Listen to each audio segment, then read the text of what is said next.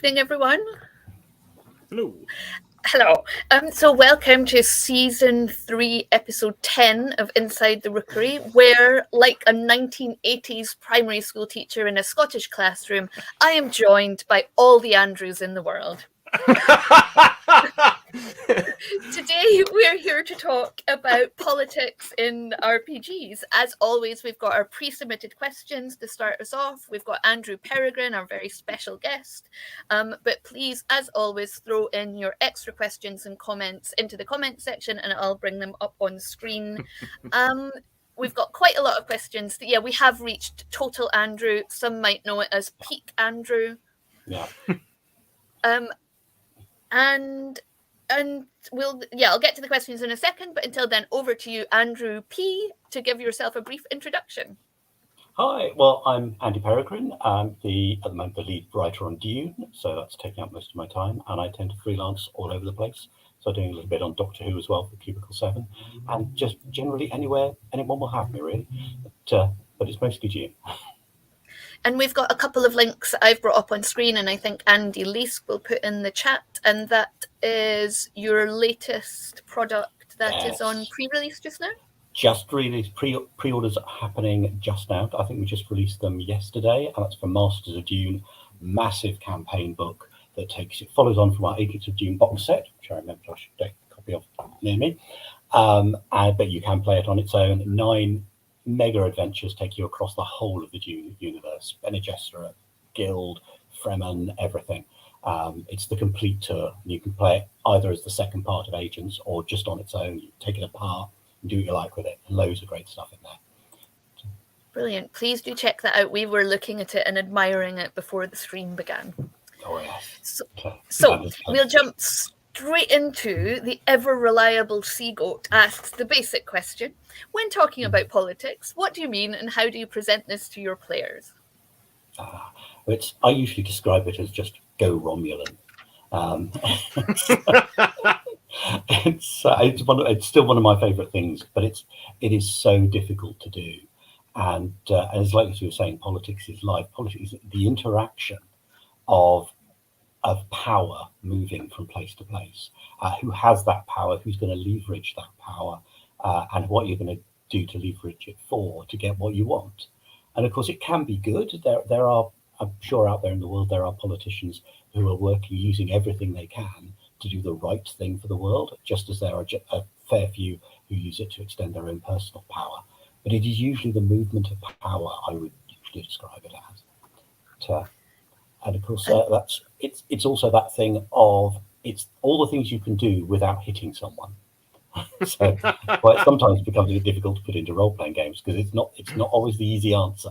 If you want to achieve something without hitting someone, it's probably politics. I did take the liberty of, thanks Wikipedia, I'll bring up the source in a minute, politics from the city, activities associated with making decisions in groups or other forms of power relations, such as the distribution of resources and status. Keep that in mind because I'm going to come back to that one later on. And a variety of methods are deployed in politics, including all of those things, but ultimately even exercising force. Thank you, Wikipedia. For me, politics can mean quite a few different things, and whether you use it in your games or not can rely upon the game itself and also on your players, because some players have got more or less tolerance for different styles of game. For some, politics is nothing more than managing a state and its institutions. So the big top level stuff, kings and queens and dukes and all that nonsense. For others, it's managing large groups of any sort and the politics that's involved behind that. As Andrew P says, conflict resolution, consensus building, all working together to hopefully reach some sort of end. For a lot of people, that's what politics is. At least that's what they imagine it is. But I pretty much agree with Andrew P's assessment that it is all about power, controlling power, and ultimately behind that, what gives you power, and that's resources. Politics is at its heart resources. Who has the resources and who can deploy those resources? And I think from like an RPG narrative perspective as well, I always think of politics as the what next. So like a lot of campaigns are about investigating a thing and or fighting and killing a thing. But then like what are the ramifications of that or the repercussions of that? Or you have uncovered the plot and now you want to deal with the plot, but you can't deal with the plot yourself. So how are you going to be able to do that? And that's where the politics come in terms of getting others to kind of support you with that. So. Yeah, and I think in some ways, in terms of just the question about how you present it to players, it very much depends on the kind of group the players are playing. So, you know, if you think of a group where you're all like common adventurers and you're kind of wandering around, right? Well, you're kind of at the whim of politics. The things you are doing are because politics is happening elsewhere. You know, people are moving troops around, things are happening in cities, and kind of where you're going, you're kind of like on the sea of politics. Whereas if you've got a group of nobles or clerics, or whatever they happen to be, vampires, then you're actually then starting to be able to present something to say, right, this politics is happening all the way up here, but you can actually be a part of that and you can actually make changes to that. But in exchange for that, that comes with certain levels of risk and reward that aren't there if you're just letting yourself float on the sea of politics.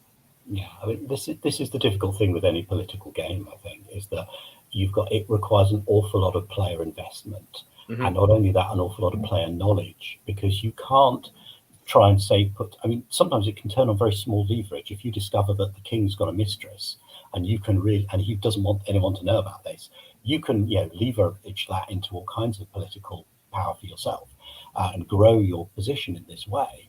But you have to know this stuff. You have to know not only that he's got the mistress, which is a simple investigation adventure, but it's knowing that he'll be upset if anyone finds out, and how upset is all a part of knowing how the world would react to that, how the system will react, how his position depends on his reputation. So you need an awful lot of player knowledge for them to really get involved. And I think this is where it becomes very difficult, and where a lot of people shy away from political plots, is because you need those two things, which are quite rare when the players know so much about the game world, because otherwise it's like, oh, we've uncovered all the mysteries, so let's play something else now. And it's like, well, no, now you get to do the good stuff. Now you can change the world. And how are you going to change it? It's like, that was just a run-up, all that adventure. But you also need the right player group that want to go, okay, what do we want to do? Because the first question the GM's going to have is say, okay, what are you going to do? You can't present a political plot to them so easily unless they're going to. You can put them in a position where they're stuck and politics is getting involved. But if they're really going to make something of themselves, it needs to come from the players. It needs them to go, right, we want to do this. What can we find out about the opposition? How can we leverage the right stuff in the right place? And then what can we do with it? Yeah, because if you're not that interested in that as players, then the opposite end of that is finding out the king has a mistress and just selling that information to someone. Yeah. Like, information is power, and that's how you would engage with politics. And actually that could be for players who are newer to politics, that being an informant, becoming part of aspiring and starting to see how that knowledge flows up and flows out could be a good way to get started in the world of politics. You heard it here first. Yeah, and also I'd say there's also an element of politics scales. It doesn't have to be just about the king. Just deciding who in your group is the party leader can be a whole swathe of political campaign. I've had groups, again, it's a vampire game, but we have groups where people have said, oh, I don't want to be the leader, but I don't want the leader to be in charge of me. And now you've got a whole political thing going on. If somebody's the leader, but they won't do what they're told, but they're the leader, but they're not, but they don't want to be the leader, but It's the classic one of the politics of the playground, so to speak. Yeah. And we all know how the politics of the playground typically ends in a fight in the corner somewhere. I think that point of scale is super important because a lot of people, when they think of politics, they only consider the top level. And if they're world building or anything similar, that political banner will settle over the dukes and the kings and the prime ministers and the great leaders, forgetting that the power structures and who actually controls what often has nothing to do with these people. If you take a look at our real world, for example, and you take a look at the political structures that are public, they're quite different to the actual money that drives them. And it is that money, the real resource, one could argue, and the resources that lie behind that money that drives what the true politics and the true power of the engine, if you will, of the world, and the politics that run with that. And that runs from top right down to bottom, because every institution, to a degree, has got its politics. Mm-hmm. Who controls what? Well, again, we come back to Dune again with things like, you have there's wealth and the power and all, but it all comes down to spice, because there's one thing that everybody wants. And as soon as the control of that becomes an issue, then, and in democracy and in democratic functions, like we've had some forays into politics in our real world for various different reasons. We were talking about one yesterday when a school almost got shut. It all came down to votes and popularity and being able to make something so unpalatable to elected officials that they just stopped even thinking about it. And in real life, that can be quite frustrating, because then the marginalized maybe don't get that voice that you would hope they do. The social capital becomes a thing rather than just economic capital. But in a role-playing game, that can be really good fun. Less so in real life. Oh, we've lost Andrew. I'm sure he'll arrive again. Hopefully he will, until he does. Oh, there he is. There we go. My camera just stopped for some reason. Evil cameras. Don't know why. Yes. Just make sure I'm not nudging anything on my computer. Yeah, the next one. So Killishandra asks, politics in RPG sounds boring, reminiscent of Trade Federation blockades to open Star Wars. Why isn't it boring? Trade Federation blockade is never boring, damn it. Well, I mean, if you do it in a particular way, it can be very boring. I mean, and again, it's down to if you've got the right group that want to get a bit more involved in not necessarily the paperwork, but some of the whys and wherefores of this. But bear in mind, the blockade of the Trade Federation led to 2 Jedi coming in and kicking ass all the way through. So it's, politics will develop all kinds of things. And I think it's one of those things where if you're in the middle of those politics, if it's your players are trying to blockade something, and in this case, there's a desperation to it, because the Trade Federation in Star Wars is only doing a blockade because it's desperate to stop. It's a last resort. The politics has failed in that sense. And they're waiting for 2 Jedi who they know are going to make a hell of a mess of what they're doing. So it's what I really like is when you can get, it's almost the other way around, when you get something where the players are going, we'd like to take a direct solution, but we can't. Which is one of the things I ran in a 7th Sea game many years ago, because I've always wanted to, because I always like to really just stuff my players every now and again. And they had a section where, without explaining too much of 7th Sea, there was basically the French had invaded Spain, and I'd stolen this completely from the Mask of Zorro. One of the invading French, exactly. One of the invading French nobles who had claimed this land was going to buy it from Montaigne for himself, so that he could have his own free area. Now, he was a villain. He was doing horrible things. He had captured people to work in his mine to dig out this gold that he'd found on the thing as well. And he was going to pay the Montaigne with their own money. It was all horrible. But what this would end up doing was making sure that this part of occupied Castile would be free. So the players are like, they're giving me all these plans about how they could kill him. And I was going, but if you kill him, the deal won't go through. And you want this deal to go through, evil though he is. And they're going, but he's evil. Yeah, well, you're going to have to sort something else out, but you need this to happen. And all that is politics, because he had the right leverage at the right place at the right time. And I think, it's just wonderful if you're an evil GM. And let's face it, we are all evil at some point. It's quite nice to turn to the players and leave them going, but what do we do? So, well, you're going to have to find another plan because he has you. And that's how you develop stress and plot and story, because the players go, God, he's right, he has us. We're going to have to think of something. We're going to have to up our game to deal with this, because just directly having a go isn't going to work. To use the Trade Federation example directly, and I imagine that the comment was originally made with a certain amount of tongue-in-cheek, but I think it's fair to say that the conflict at the beginning of that Star Wars movie in particular drives quite a lot of action. And it's that action that often creates the most fun RPG experiences. Conflict, one person wanting one thing, another person wanting another, or one group or whatever. It's those conflicts that are going to drive your stories. And conflict is at the heart of politics. Different people wanting different things and each trying to leverage to get to those things, and whether they do it through, let's say, nicer means, through conversation, or whether they do it through coercion, or ultimately the threat and actual use of force, they are all super great for stories, all of them. And you don't need to have your characters driving those stories. They can be caught up in the wave, much like Lindsay was suggesting beforehand, much like the Jedi were.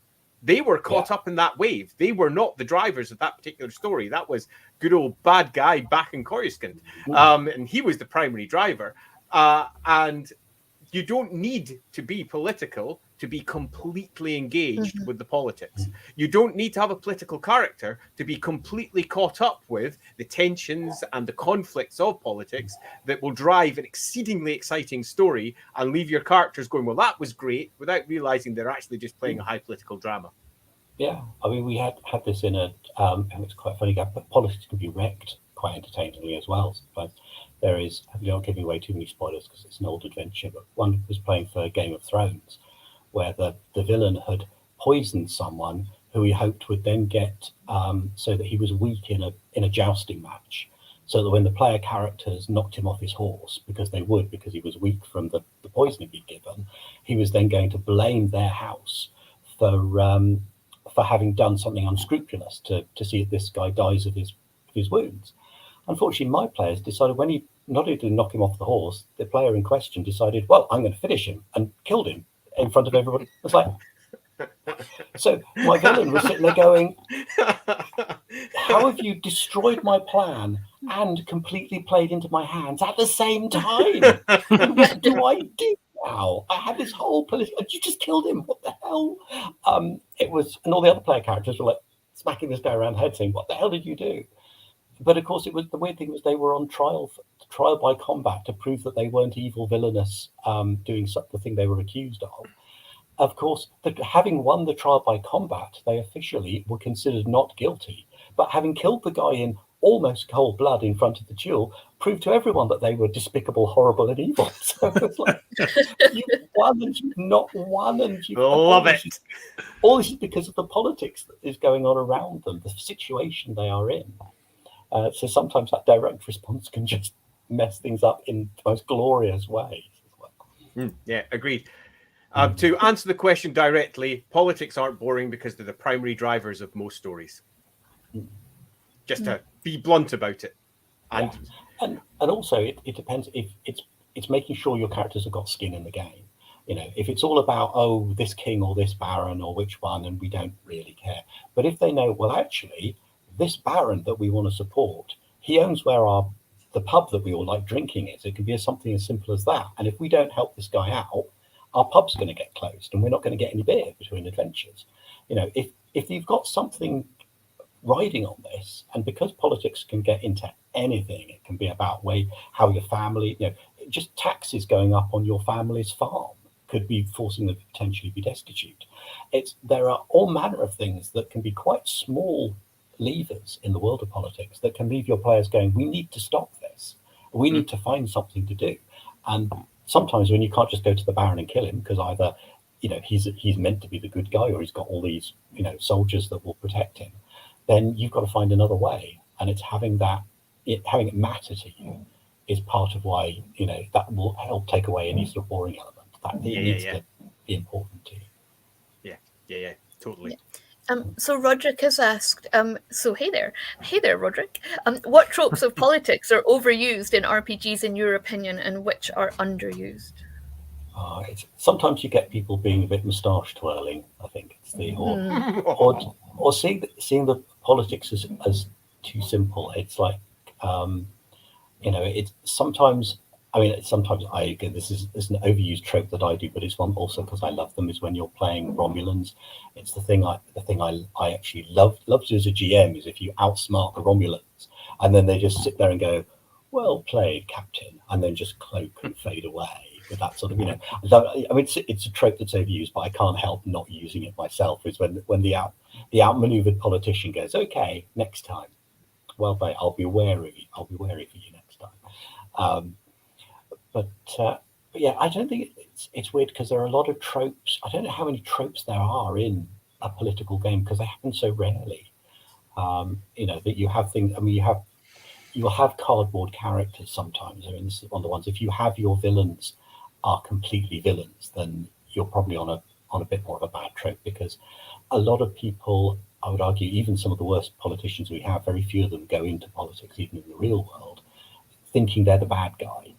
So you do have to make sure that your political villains, even if they're the worst ones out there, they think they're doing something that's valuable, even if they believe something like, oh, if I crush the peasants, the economy will be great, and the economy is everything. They think they're doing something good, even if they're trying to ignore horrible things they're doing or the like as well. And it's so creating your villains as multi-layered, because that always gives you that players that option of, well, are we doing the right thing? They should always be thinking, in terms of grey in politics. I suppose that's one of the things that is the underused part. It's too easy. If that guy's clearly bad, we need to do something about it. It's like, well, those taxes need to go to the country needs taxes to function, but he's taxing these people. It's going to leave them destitute. So where's the line? Where do we fit this? And who do we take from? Who do we give to? And where you grey and blur those lines, that's perhaps the underused trope we need to focus on in politics, because that's what just makes it more harder. Compromise, like how much of politics is compromise, especially because in the modern era we're so used to seeing politicians stand up and claim what they're going to do, and they have manifestos, but actually when they get into power, that's all done, that's all gone. You're now in power, and now the hard part is to govern, in the badly butchered words of Hamilton. And I think that element of compromise is often forgotten in politics in general when it's portrayed, because everything you have to consider everything. You can't just be like all or nothing. That person can't get everything they want, that person can't get nothing they want, because there are like delicate balances in society that will swing in different directions if you fail to balance them. And sometimes you can also have an element of where both sides, and again, there doesn't always have to just be two sides. There could be 3, 4, 5 sides even, and where both sides can be both reasonable, but still be both completely against each other. So if you have one group who think magic items are brilliant because we use those to they're just great, they're technology, they do everything we want them to do better, we should have more magic items. And you have another group that believes, well, actually magical power is a dangerous thing and we need to be careful with it. And these very powerful magic items, maybe one of them, some sort of magic item blows up some sort of pub or a school or something horrible, and people will then rightly want to go, well, actually maybe we should be more restrictive about how magic items are used and where these things happen. So you can have two different groups that are both kind of right, but they cannot agree on thing. And again, this is where the compromise comes in, and neither side's going to quite be happy with that compromise. And that's where what you do about it comes in as well. So there's so many layers of things you can do in adventures with that. Avengers Civil War setup.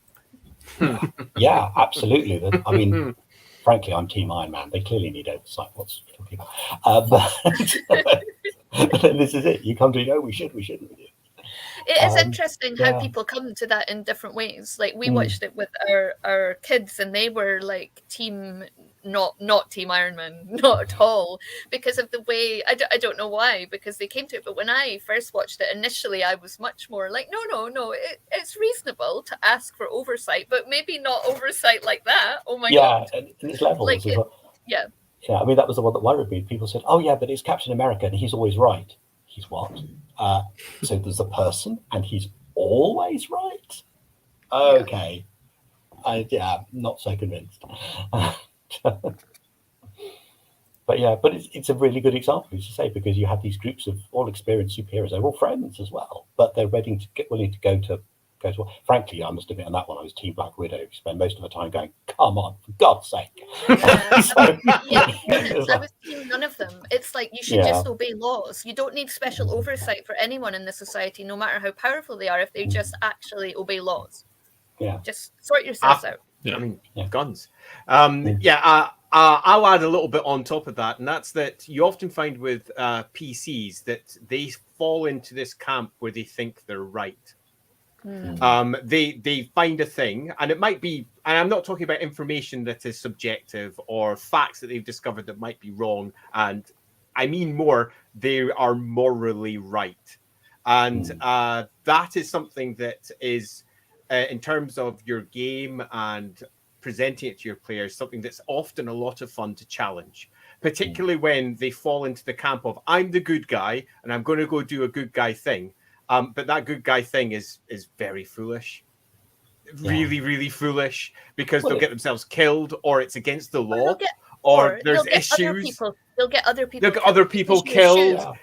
We had an incident recently where we assumed that the people we were reporting something to were as not law-abiding, because they were the nobles. Essentially, they were a law unto themselves, but had the same kind of like moral core as we did. It turns out that they absolutely didn't, and they were quite happy just to test out their cannons on a little local village.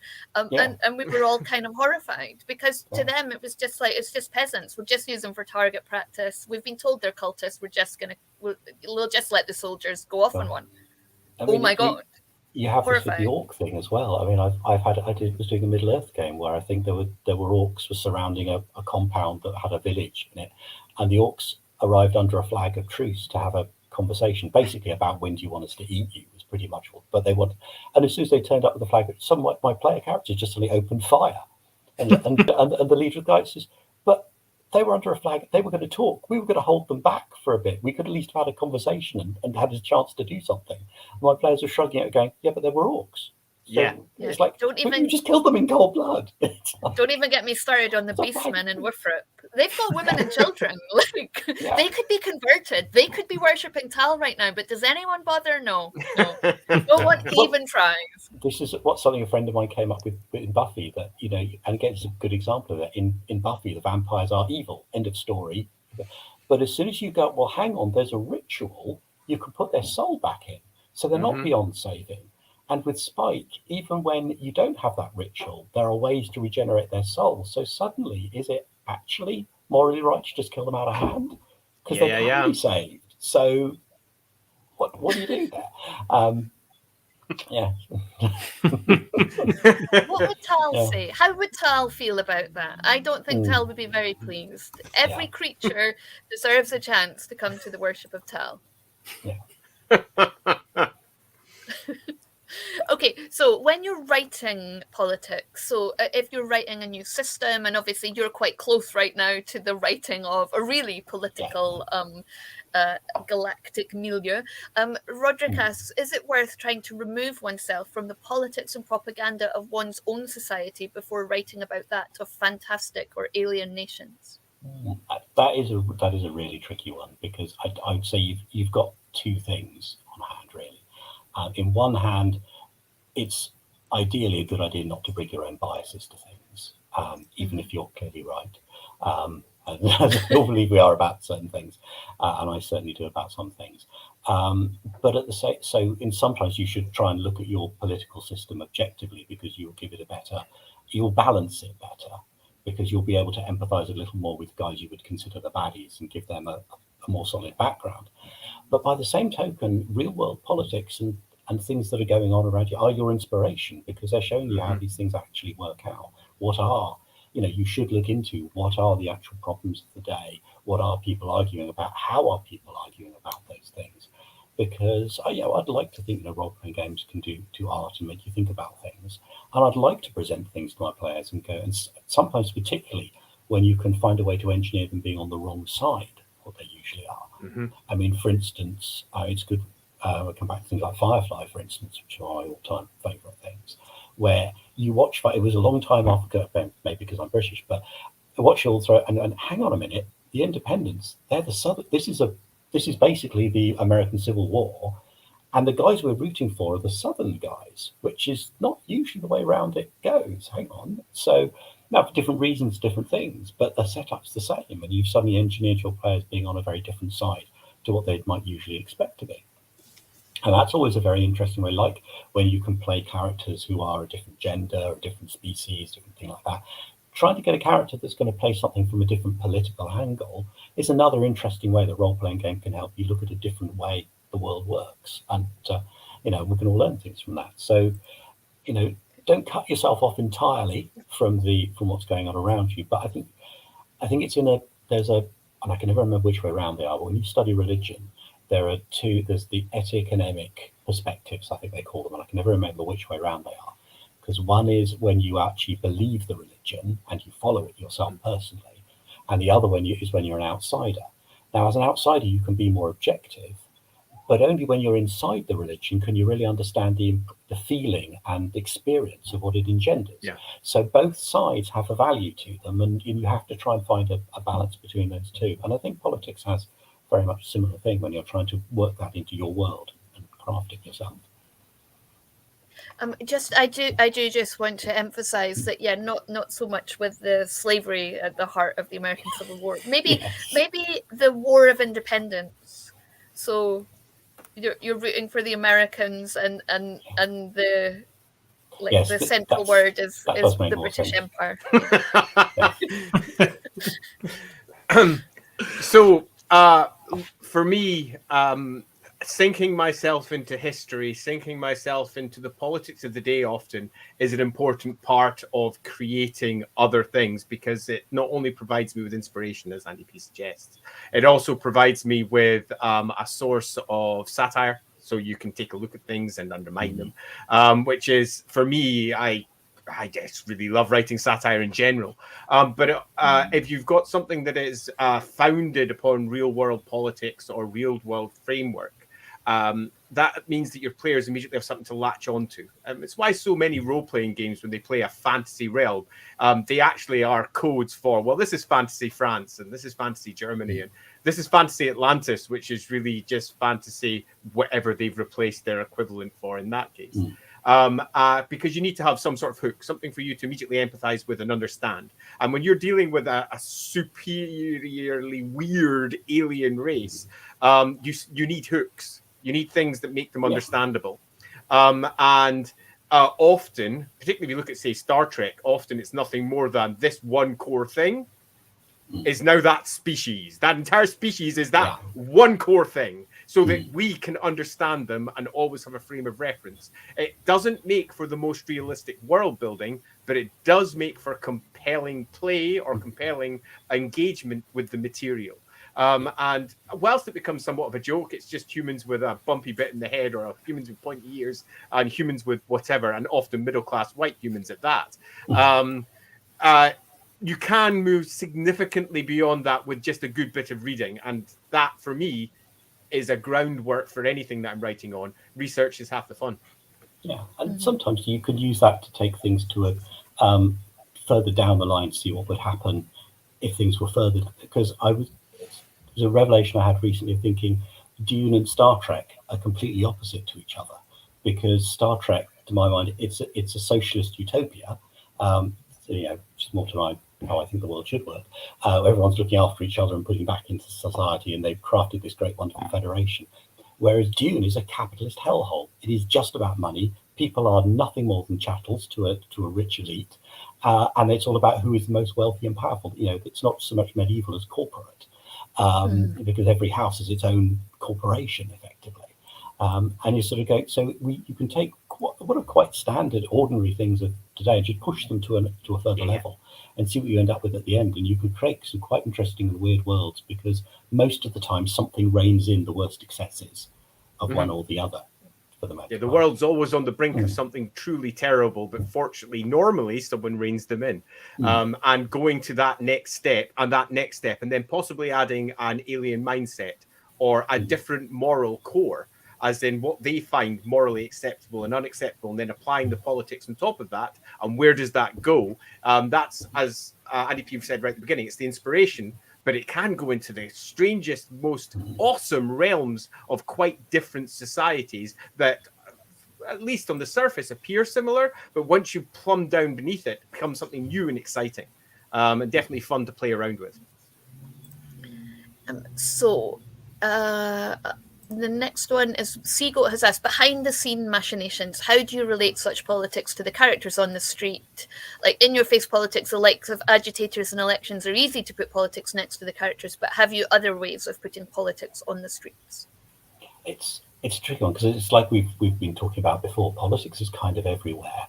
And sometimes what I prefer is to always wind people into the politics backstep. It's always a lot more fun if you go, oh, you just had this, some guy wants you to take this thing over to the other side of town, and then somebody steals it off you, and you discover, oh, that wasn't actually just somebody's valuable item. That was a crown of state from someone, and actually somebody else, if they have it, they can now get voted in. Or if this useful ritual item is not brought to swear someone in, they can't become the mayor of the town. All kinds of things. So sometimes I like spring politics of them. It's don't show them too early that they're getting involved in something deeper, because they go, what if that was that? Oh my God. And Andy's done that for us a number of times on things like, you'll read an article in the news. If you take, for example, like the emperor's unmarried, and the trickle down effect that has on the noble families, and then the trickle down effect that has on the news articles about that, and then the trickle down effect that has on even the plays that are put on and the people who are going to those plays and what those people are wearing. But he often like drops in things like that we wouldn't know ultimately. It's not a single cause, but one of the causes is that you have someone who's in this state of unmarriedness, and it's trickled down.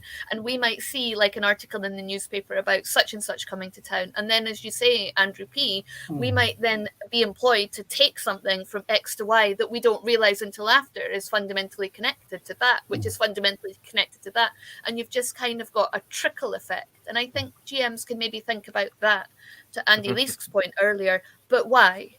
But why is that person? And every time you just ask, but why? Why is that person doing that? Why is that person doing that? And you'll ultimately trickle back up to trickle down storytelling. Yeah. Well, it's also one of those, isn't it, that it's very difficult when you see people going, I don't want these politics in my games or my TV series, and thinking, how can you possibly have it without? Star Wars is all politics, Star Trek's all, it's because it's everywhere. It's almost like, and sometimes people forget it's there, but even something as simple as, you want to be part of the Rebel Alliance. Why do you think they're a Rebel Alliance? They're an alliance against the political structure. It's there, it's already, and people think they're not safe. So I suppose really it's a case of not putting the politics in, but drawing their attention to what is already there. So you go, you guys should notice this, because this is actually, this is a thing that's happening, and you might have ignored it beforehand. I mean, at its very simplest, everything that happens in any given place is allowed to happen by someone. Someone has power in that particular area, and your players will be passing through different stages of your campaign, being in places that are controlled by other people. There is no real need to put politics in, so to speak. It's there all the time. It's pretty much part and parcel of every game, whether you realize it or not. The question is, do you want it to be a focus? Do you want the politics of the local guild? Do you want the politics of the local state or anything similar to play a primary part of the adventure at hand? And if the answer is yes, that's when you start, how do I feed that in? And often that's a single decision that is made by someone in power that impacts immediately the street, for example, to use your example there. For example, I don't know, pubs aren't allowed to sell alcohol past the hour of 10. And we immediately get conflict when the hour of 10 passes. And people start to fight against that because they want to have a drink, because they're people. And people are like that. And then suddenly that causes things to happen. Then you drop your PCs into the middle of that, if that is what you want to be the particular course of action in that area.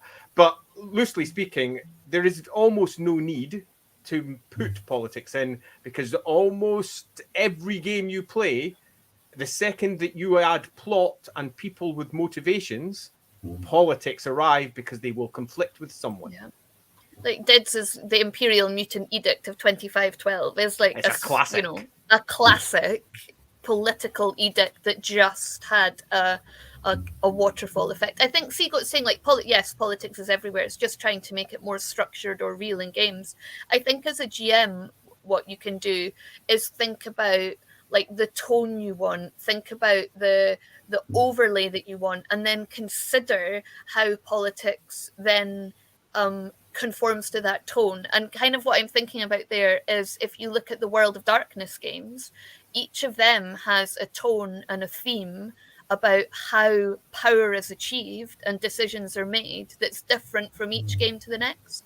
Like Werewolf is very much about physical prowess and showing your honor and individual responsibility and doing stuff yourself. And then you move over to Vampire, and that's about the resources there are blood and status, and it's about, and then if you move along to Mage, it's then about information. So by thinking about what that currency is in each one can help you think about how you then structure how it appears in your games to players.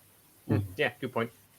Yeah, so it comes down to basically what do your players want and what are they prepared to do to get it? And if you can answer those two questions for your game or your NPCs or for your everything, that's kind of the core of where the politics is coming from.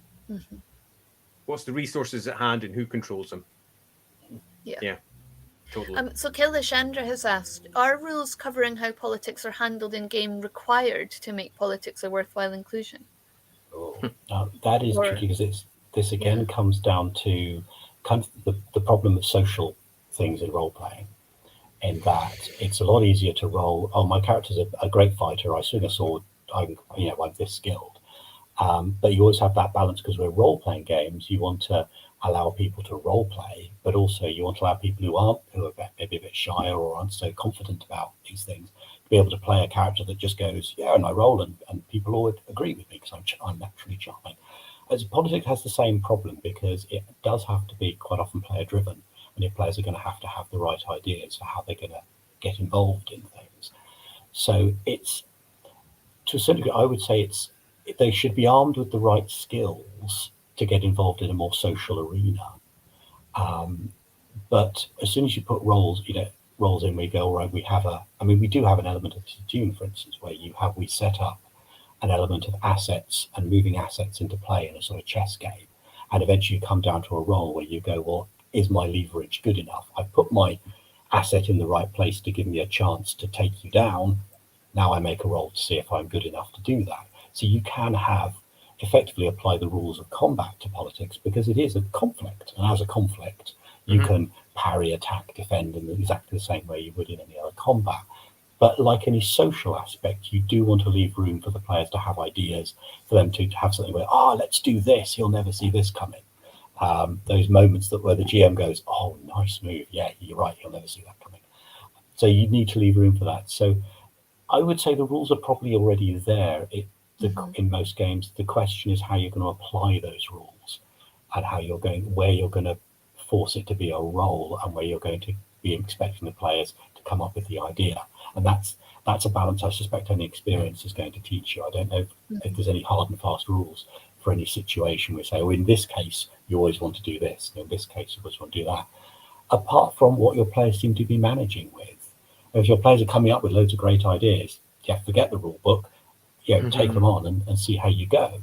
But if by the same token they're a bit, we don't know what to do, then let them roll to get a clue. Let them roll to take someone down in a social conflict of some form. Let them have those. Politics and rules are always a funny one. Quite a few games calcify it. Take Vampire, for example. You've got status. It's a very simple one. You've also got the concept of a boon, which is getting swapped from one side to another. Take Warhammer Fantasy Roleplay. You've got quite literal status, which is directly tied to your wealth, how much you can actually accrue and spend. Lots of other games will provide you with rules for creating, say, houses, like, say, the Song of Ice and Fire. You've got an entire set of rules there for creating your own house and the various things that it can do. Dune. Yes. And Dune, indeed. Yeah. These are all political constructs that your players will have direct access to and can potentially wield or be on the receiving end of in some cases, depending upon the individual rules. I think those resources are quite key because, as you say, and as you're saying in the chat, it's that network of stuff you have then tells the GM what you want to use for doing into politics. So if you've got a character that builds up a load of wealth, their access to politics is going to be, I want to use my money in bribes, in paying people off, in making deals. If someone's built a web of contacts, they want to manipulate things from the power behind the throne. They want to get the right word in the right ear. So as you say, very much that creation of a structure for what your characters have outside their 10-foot of rope and their magic sword, that tells you how they can get involved. And that's for the GM to then use that and bring that angle into their game.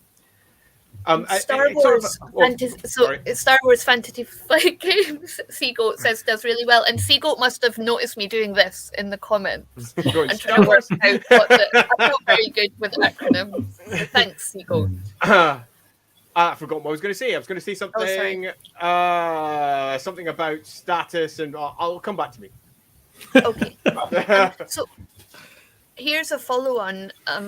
Just Orca asks, how do you keep track of the plans and their outcomes, world effects of a presumably large number of political actors? Take copious notes. To a certain degree, because I'm really bad at taking notes as a GM, I'm awful. To a certain degree, it almost doesn't matter what's happened before if you've got an idea of what people are trying to do. So, because any decent politician will adapt to the way the political landscape changes. You can see it in the Tory thing going on at the moment. It's, anytime you think, oh, is the wind blowing this way or is the wind blowing that way? But also things the players will do. Oh, they just blew up my factory. Right, well, so I've lost that. What do I do now? And it really doesn't matter what led up to the blowing up of the factory. To the politician, they lost the factory, they lost that resource. So now what other piece on the chessboard do they bring into play? So to a certain degree, as long as you know what the current status is of what is going on, it doesn't really matter how you got there, because the next question is what you're going to do about it. Because it doesn't matter if you were upset that they did one thing or another thing or got there in a different way. The chessboard of politics is as it is. The knights and the kings are exactly where they are. It doesn't matter how they got there. That's the situation you're dealing with now. I'd add anthropomorphize the particular issue. Take a tip out of screenplays. If you've got something you want to show, have a character represent it. And if you've got a political situation that you want to show, have a character represent that. Don't have a whole host of conservatives have the horror of Liz Truss. I'm perhaps showing a particular bias there. But for each one of your what could be an enormous number of political actors, it can be easily summed up with a single character. And there might be a lot of people behind them, and some of them may in your game have names, and you may need a screed of notes if you want to track all of those. But ultimately, as far as the players are concerned, they just need to know that key piece of information. So have someone represent it. Have someone be it, not just someone who sort of does it. Have someone who actually is that thing, whether it's the agitator who represents absolutely everything being corrupted from above and having to fight that, or whether it's the corruption at the top, or whatever it is. Get that character and sink your teeth into it, and then let the players experience it. And then suddenly, all of those parts can be understood. And I'd just sort of building on that, I'd add that you could, taking chess as a metaphor, is a very helpful way to deal with the various players and NPCs you've got. Assign them a chess piece. Who is your king? Who is your queen? Who are the your knight characters will be the ones that can move unexpectedly. Your pawns will be the expendable ones. Your knight, your king will be the ones important. The queen will be the most powerful piece. And you can have multiple. You can say that there's 5 queens in this. There's only 2 pawns. It doesn't matter. You don't need to keep all the right numbers, but chess is has lasted this long as a game for a reason. It's a very good analogy for so many things, and just usually a chess piece icon for your NPC will just remind you of their status, their play, how they're going to play, how they're going to interact, and how expendable they are in your campaign.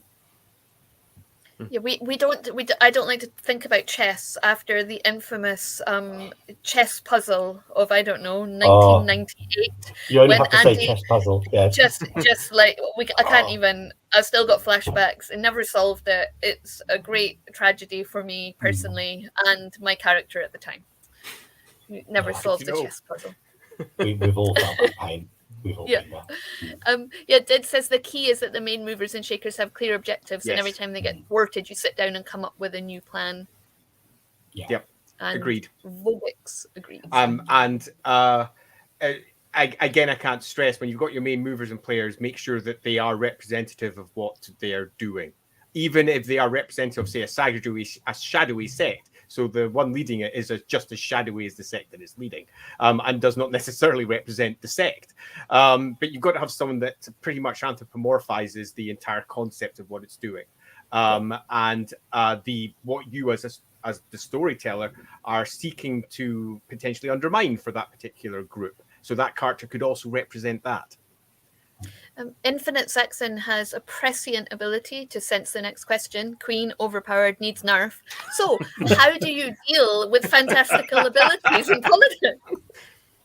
Oh, well, again, it depends what you meet them with and who's got those fantastic abilities in politics. I remember we did it. Actually, sometimes it can work in your favor, because I was part of a really good live game many years ago where we were all our characters were the leaders of the Sabbat and the Camarilla, and we would do some little tabletop ones in between, and then we'd come to these big meetings where it would be all of us, we were all like 4th, 5th generation vampire lords and things, loads of politics going on.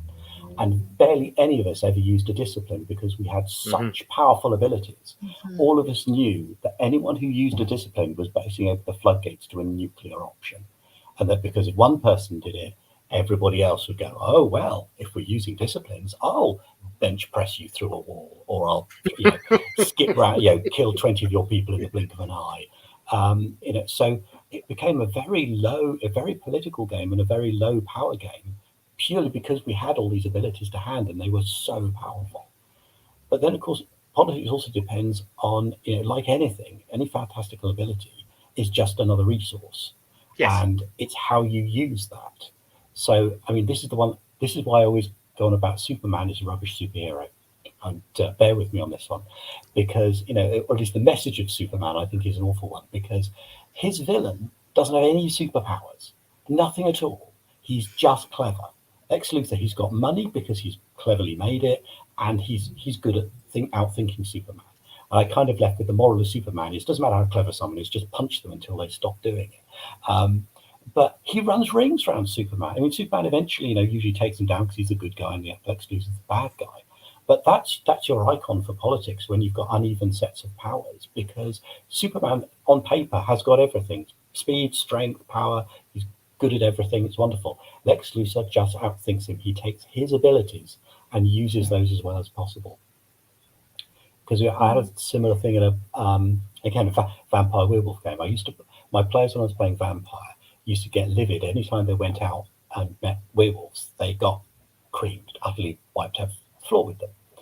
And so when werewolf came out, we played werewolf. They would get very excited. Say, right, we can throw vampires around the room. We're going to take them on. Oh, this is brilliant. So they wander into the city feeling very full of themselves. Yeah, we're werewolves. Now we're a pack of werewolves. They met a Ventru who just took one look at them, went, dominate, sit, sit, sit. You go and do that. And they're like, what? What happened? I said, because every time you go and visit the werewolves as vampires, you fight them. You do what they want you to do. Mm-hmm. When you went to visit the vampires, you entered a social arena. You didn't fight. You didn't leap in and just attack them with your claws. You played in their turf. And of course they beat you because they could use their resources. The amount of power they have is irrelevant compared to how well you can leverage that power. And that, I think, is quite a great joy of politics. It means anyone can come up with anything. And there's a brilliant example. One of the reasons I loved watching the spin-off from the Vampire Diaries, the originals, which, if you want a treatise on how politics works, that's it. Because you have these 4 or 5 powerful, insanely powerful elder vampires come back to New Orleans going, well, we're just going to own this city because we built it originally. And we left a few people in charge, but really they'll just bow and go, when we walk in, they're going to say, yeah, okay, my lord, it's yours. And they discover they don't, because the guy who's running the city has got alliances. He's got people he can count on. He's got to deal with the witches. He's got friends among the werewolves. And suddenly it becomes who can outthink the wrong person, the other person, not who's got the most power.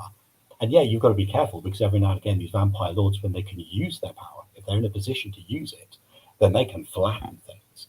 So the other guys need to be very careful about what they allow them to do. But there are always boundaries. Nobody wants to destroy the city. And that's the limiter that keeps all this stuff in check. So it is about leverage and about using what you want. And that's the fun part. It's the manipulating. That's where you need to be very. That's the hard bit, because that's where you need to be very switched on politically as well. I'll add a tiny extra, and that's that we live in a world where people have fantastical abilities anyway. It's just that we don't realize they're fantastical anymore. Firing guns, computers in our hands, Nuclear missiles, boom. We have the ability to destroy the world. We have the ability to talk to people anywhere in the world, like we had magic telepathy. We can already do most of what the great fantastical creatures can do anyway. We have everything at our fingertips, and strangely the world works. Because there are always limiters. There are always, as Andy P covered pretty much most of it, and I agree. I don't need to wax lyrical about that because largely that. We are in a world of superpowered creatures already. Yeah, being a billionaire. Well, Batman said it himself, didn't he? What's your superpower? He did. I'm rich. Yeah. Yes. And again, if you come back to that thing they would say with Batman, it's like, oh, you've got these great gadgets, but you know what? As a billionaire, if you just influence taxes or paid some money to charity, you would do far more good in the city than punching the Joker ever did. It's like, oh, hell, yeah. And then we come back to the who's the good guy, who's the bad guy, and pulling the rug out from your player characters when they're really excited they got their own new Batmobile and say, right, well, you know what you could have spent now. Yeah, there almost needs to be like a title, Batman, The Problem with Billionaires. Just like a cautionary tale. Yeah. I mean, let's just not get started on the problem with billionaires. There are so many things that are That's just a coming whole to other mind. one. Yeah, quite. The only thing relevant is we won't become one working role playing. That's all. So Lazycat asks, what for you is the most political of all RPGs? This is an opportunity, Andy P, for you to talk about Dune. Well, it's my two favourites, yes. So, well, it's my two favourites because obviously Dune we built it as a political game. It's a political structure. You have your house. And I mean, originally we were going to design, the original design for the Dune game was going to be that your characters never actually left their war room. And the discussion was how you reached out across planets and just, said what you were manipulating and how it was going. But we decided quite quickly as well, we need people to be agents on the ground as well. You need two levels in role playing. Just one thing isn't going to do it. But we have the next upcoming books that we've got on the way are going to go really deeply into the politics and how you do it, how you bring it to your table. Because again, this is the thing. A lot of people go, where do we start? But of course, I suspect the original political game, certainly for me, was clearly Vampire, because then the game, it's still one of my all-time favorites. And all of the politics of which clan you support, whether you do that usual thing of we're all a group of neonates and we almost bind together, and in 10 minutes they'll be ratting on each other to their clan heads because they know who's buttering their bread and where the power lies. It's that's where the politics. And again, this is why you find it's very difficult to write adventures for things like Vampire, because politically, when you're creating constructed adventures, you need to create a political landscape. And then, of course, that political landscape needs to fit in with the games that people who want to play that adventure are working, which is why you see so few of them, because it is insanely difficult to do. But yes, it's Dune and Vampire are the two big ones. And if you want to get into a political game, and I think either the setting and or the system for both of them is ripe for you to do everything you want with those. I'd go further and say the whole world of darkness, for much of the reasons that Lindsay mentioned before, because each one of the games is very, very carefully crafted around core conflicts and different groups with different beliefs and how they coexist or don't. And all of them express it in a different way because they have a different set of resources at hand. They have a different society at hand. And each one really does, I think, a very, very good job of showing how it could potentially realistically unfold with those particular situations. The whole world of darkness to me is just, yeah. Because it's the thing, it's very easy to write off Werewolf as just sort of people fighting each other game. But how many times you see things about, this is about a Silverfang who wants to be in charge, or an honor battle. So you're quite right. It's absolutely right, and it's not so obvious as it is with Vampire. But the politics are visceral in Werewolf, where the politics on the Vampire level are perhaps a little bit more cerebral until they're not. Yeah, that's kind of what I was getting at before, the different kinds of resource. And I think in Werewolf, yeah, absolutely, you can just play. And same when in Vampire, you can play a gangrel, you can play, I don't know, whatever tribe you want to pick who's particularly fighty. But then someone else will be captaining your ship. Like, you'll still be doing politics. You'll just be doing it for someone else. It's somebody else's power. It's somebody else's decisions. But yeah, Seagoat agrees. Hasn't played Werewolf, but I'd agree Vampire and Mage are easily political games. I mean, Werewolf is hugely political. It's all about, who leads a pack. Yeah, anything that's got factions and then hierarchies within those factions immediately becomes political, doesn't I it? agree. Rogue Trader RPG as well. If you go in that direction for a game, there should have been a political expansion for High Sector Command. Dang straight. Anyway, that is us at the end of our hour. Thank you so much, all the Andrews, for joining me, but especially Andrew P for coming to talk to us about politics, and of course Dune. I will just pop those up on the screen and they're in the comments. Thanks to our patrons as always. Thank you to everyone who's been watching. Remember to like and subscribe on YouTube if you're watching there or watching afterwards. And join us next week where we are talking to best-selling author Ben Aranovich about the Rivers of London RPG. So until then, thank you to all the Andrews. Thank you to all our viewers. Caw-caw, and see you soon. Have a nice evening.